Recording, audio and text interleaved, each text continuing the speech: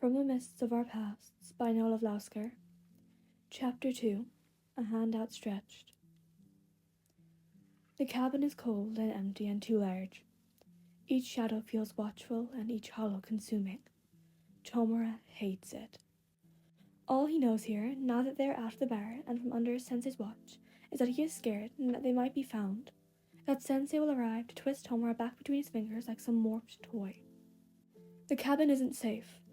No matter how many times Kurogiri says it is, promises he knows he'd never been here with Sensei, Tomura can't forget that it's still Sensei. He had found Tomura, hand outstretched, when he was still little and lost and covered in dust and blood, and there is nothing stopping him from doing so again. It's all they can do to try to hide, to break the phone Sensei had given them and warped the twisted metal away. It feels like losing Izuku all over again as they drop broken glass and metal into an inky void. Tomura can't reach out to apologize, to beg forgiveness. He can't make sure his best friend is okay, healing. He is stuck, powerless and weak. It's all they can do to stay inside and quiet, scared like mice. By the third day, Tomura's whole body itches, like his skin has been rubbed with fiberglass and left to burn down to his shaking bones. Kurogiri wraps a damp towel around his neck that only makes him colder, but Tomura thanks him nonetheless. It seems like the right thing to do as they sit on the freezing tiles of the bathroom floor and Tomura tries not to claw himself to ribbons. Together, alone and unwatched for the first time Tomura can truly remember, things feel different. Kurogiri feels warmer, more real even as they freeze. It'll be okay, he assures when he lays another towel down the red rash of Tomura's arm, where the skin flakes and burns. A small part of Tomura believes him. He doesn't know how or why, but he knows Kurogiri is telling the truth. What do we do? The words sound scared in the chilly air, and Tomura hates the weakness so plainly laid out. Kurogiri removes the towel on his neck and dries the skin, reaching through a portal to somewhere to pull out a bottle of lotion. I do not know yet, Tomura, but we will figure it out. We'll be safe here in the meantime. The modicum of comfort the words provide, along with the lotion against his aggravated skin, loosen the iron tension in Tomura's shoulders. Nothing is okay yet, but there's a chance things will be. On the fourth day in the cabin, Tomura wakes up with fire in his blood and fog falling from his lips. The chill has only grown, but for the first time in his life, Tomura feels free. The realization hits him as he watches the morning sun disappear behind a bank of clouds. He doesn't feel like he's being watched. He doesn't need to die trying to fit into the shell Sensei had offered with biting hands. Part of him, angry and warped like plastic left too close to flame, chokes on salvation in open space, bile rising like lava against the unfamiliar feeling. It is not twisted glee or a crackling anger or cowed fear, so it sits wrong and displaced against the false core of him that has made a home there for too long. The rest, the growing parts painted with the late nights and Izuku's kindness, exalts in the air in his lungs and freezing wind on his face as he slips out the window and onto the roof. The world feels less terrifying there. Everything simplifies to the ground below and the sky above, and Tomura is suspended between both, perched on the roof of a building that is too cold and too big. Beyond that, there is the sun, the half-faded moon, Kurogiri somewhere nearby, and Izuku somewhere further away. It's the best Tomura has ever felt. There is no threat on the roof. There are no expectations. Only himself. Slowly, like molasses off a spoon, he realizes what Izuku meant the last time they spoke. Kurogiri brings him to a public library and nods subtly towards the computers, gaze careful from where the both of them are tucked into the shadow of two bookshelves. They've been cooped up in the cold safe house for a week, and the change in location is a blessing, especially when Tomura realizes just how much warmer the library is. His sweater comes off quickly as he sits in front of the nearest computer, keeping an eye on Kurogiri reading something in a nearby, slightly hidden armchair. It's nearly muscle memory to pull up the desktop version of the messenger he's used for years, and to log in with a password he knows by pattern more than content at this point. There are new messages in his chat with Izuku, and Tomura's shoulders tense with nerves. He doesn't know what to expect. 5 days ago. Midoriya, 2347. Tomura, are you okay? I don't think you've gone without texting for more than a day since before. Midoriya, 2348. Incoming call. Midoriya 2351, call ended, 0 minutes. Midoriya 2352. Did something happen? 4 days ago. Midoriya 1308. I just got released from the hospital, all healed up and everything. Please let me know you're alive. Midoriya 1522. I told Eraserhead that you stopped replying. I don't know what else to do, or if that was even the right thing to do. Midoriya 1551. Please stay safe. 2 days ago. Midoriya 1047. We're back in school. Well, since yesterday at least. I hope you're at least able to see these. Eraserhead is even starting to look concerned about how worried I look all the time. Let me know if you're okay. Tomura drops his head to the desk for a minute, squeezing his eyes shut, trying to tamp down the guilt. Underneath, he knows Izuku would be glad that he and Kurogiri aren't with the sensei anymore, but the less rational part of him cracks underneath the realization that he's left Izuku to feel like this. Through the guilt, there isn't even room for him to feel anything, not disgust nor confusion, at the mention of Eraserhead. He pulls his hood lower over his head in case anyone besides Kurogiri is watching, and replies.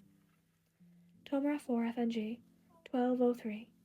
I'm glad you're okay, player 2. We had to ditch our phones so Sensei couldn't track us. Me and Kurogiri are safe for now. I don't know when it'll be safe to find a computer again, but I'll try, especially after we figure out what we're going to do. Tomura doesn't know what else to say, so he waits, hoping nervously that Izuku will be able to message before the time limit he and Kurogiri had decided on expires. Each minute feels like nails down a chalkboard until Izuku's icon changes to online just before they have to leave. Midoriya 1215. Let me help. Eraserhead would too, who gave info about All for One. Tomura 4 FNG 1215. I will. There isn't time to wait for Izuku to reply. Tomura logs out, deletes any history of his ever logging in, and slips into the shadows that they had entered through. Denser and darker than it had been a minute ago. On the other side, there is cold air and a feeling almost like safety. Tomura keeps Izuku's offer of help close to his chest for the next few days. Holed up beneath his heart where the core of his anger had been slowly eroding, or even if Sensei finds them again, he will still have it. It feels like fate. A private little shard of hope. They've been free for a week and a half, and it still feels surreal. It feels like flying as Tomura sits on the roof and stares at whatever is brightest above. Then he tells Kurogiri, and something like a plan comes together. It's a rushed job, but they manage. Tomura knows from Izuku that UA will be taking exams for the first half of the coming week, so they'll have to go to him afterwards. Kurogiri hires Getten and pays him an exorbitant amount of money, which Tomura does not ask the origin of, to spread the word that they've fled Japan using Kurogiri's quirk, and some documents from an especially disreputable forger. All that's left is to trust Izuku and Eraserhead. Tomura's gut twists at the thought. Izuku is Izuku, but Eraserhead is a hero, and that ball of anger so ingrained in his chest comes to life with the title. The rage, as it rises, feels irrational though, feeble beneath inspection, but still so ready to flare up that it makes Tomura sick. The days pass slowly as everything plays out. There is no way to know if Sensei will hear the rumors about them leaving. There is no way to be sure that they won't be found by him.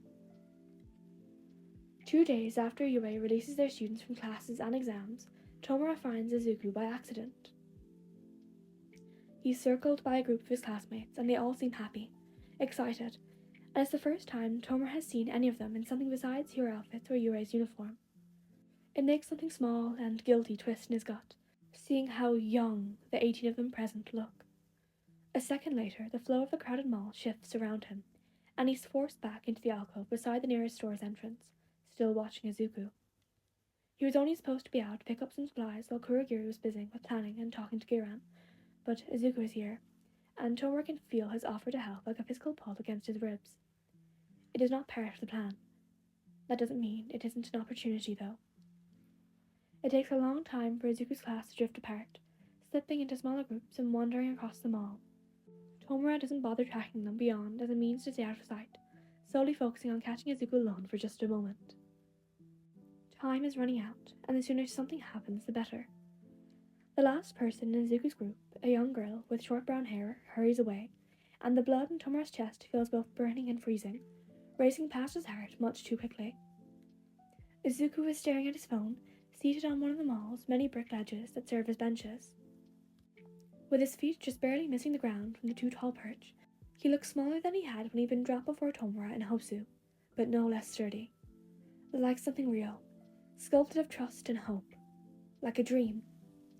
Here, there is a flash of something, and not quite memory. There is a smile, and dark, windswept hair, and the colour yellow. There are two small hands clutching an old picture, as if it had whispered something of what the future would hold for him. It feels like the simplest thing in the world to sit down beside Izuku. The crowd moves around them like a living thing, and through the shifting tides, time feels frozen in the space surrounding them. Air catches in Tomura's chest for a 1-2 beat before he can bring himself to speak. "It's been a while, Player 2, he says, voice aching from such little use over the past week, and for a moment Izuku is so still that Tomura isn't sure he heard him. Then, without looking, Izuku's head tips to the side, resting against Tomura's shoulder like he's done so a million times before.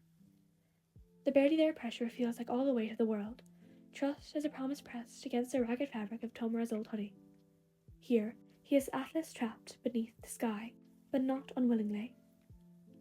"It has, hasn't it?" Izuku whispers, his feet swinging back and forth and the heels of his shoes thump against the brick like a heartbeat. His head lifts and turns to meet his eyes, and suddenly it feels like Tomura is stuck in a storm made of lightning that chases Izuku's shadow. "Tell me how to help you, Tomura." It isn't the first time he's heard Izuku say these words, but this time something vital feels as though it's been pulled from the honeycomb mess rotting in his chest. It isn't the first time he needed to hear these words either.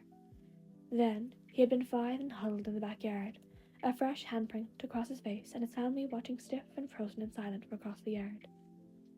Then, hours before his palm had killed first Monchan, then Hana, then everyone else. The dam breaks.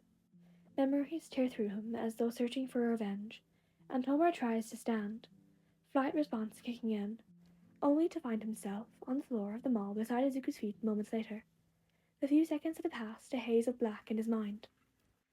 The waves of fear and anger that had been a part of him for as long as he can remember crest and crash, thunderous against his bones. Every heaving breath of air feels like salt water in his lungs. There is nothing to see or feel or hear but the past, an avalanche of pain, and beneath the before, memories of sensei that feel foreign and are washed in Tomura's blood. Shimura Kotaro's hand falls and falls and falls against Tomura's cheek, trailing terror and pain. Then, black turns green, and a different hand, rough and familiar, replaces the nightmare that is his father's. His best friend's hand reaches out, down to where Tomura has crouched, shaking between fear and rage and confusion, emotions and memories bubbling through him like lava. He had been doing so well, keeping everything in line and making sense, reminding himself that he was free. So it seems only fitting that he would break now, when everything, including the present, has become a memory. The pose is so familiar, and he is somehow 5 again, alone and terrified and staring up into the face of fear. A beat, and this is where the scene varies, where things that had been become things that are. Midoriya Izuku is his best friend, who waited for him whenever he couldn't bring himself to exist outside of a phantom image and forgave him for everything. His best friend, who he trusts more than the ground beneath his feet and the air he breathes. His best friend, who he trusts more than himself. He realizes with a start, staring up at big green eyes and the worry on Izuku's face, that he feels safe.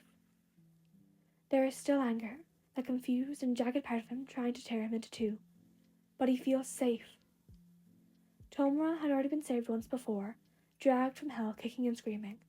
How can he need to be saved again? Why is he so weak that once wasn't enough? Izuku wants to help. He's said it so many times in so many ways, and each time the scared, angry, forged part of Tomura feels cornered, lashes out. Because accepting that help has always meant weakness, and weakness meant Sensei would abandon him, and he would be alone again, and he would be nothing. Now, Tomura thinks maybe help is what he needs, and has needed for too many years to count. "I'll protect you," Izuku says, voice like iron and lightning and promise, face like stone carved with conviction. Everything about him screams honesty, etches sincerity into the air around him. "You'll be safe,"